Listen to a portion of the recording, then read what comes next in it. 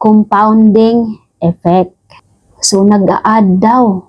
Kapag naiipon o kapag pinagsama-sama ang maliliit na ipon, interest o investment, mas mabilis lumago kaysa pera na isang bagsakan pero mabilis naman mauubos.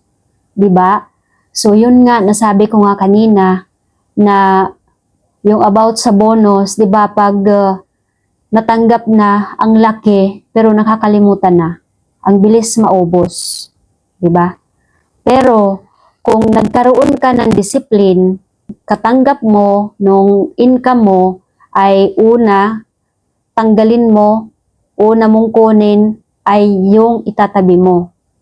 So yun dapat ang pinaka-importante na una kunin sa income mo ay yung itatabi mo. Dahil yun ang practical ways na paraan. Sa atin, kadalasan sa Filipino, inuuna kunin yung pambayad, ganito, ganyan, ganyan. Tapos kung may matitira, yun na ang iipunin. Tapos, iipunin in the next week, next month, gagamitin na naman.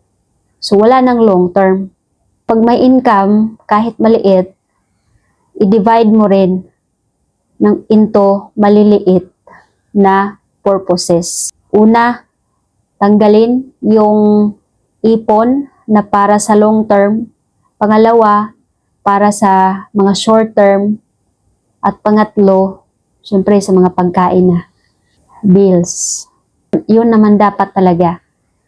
Kaso, hindi na naging realistic dahil sa bawat pamilya, kahit ang dami-dami na, pero isa lang yung kumikita. Kaya, malaking dagok yun sa isang pamilya kung isa lang ang kumikita at maraming umaasa.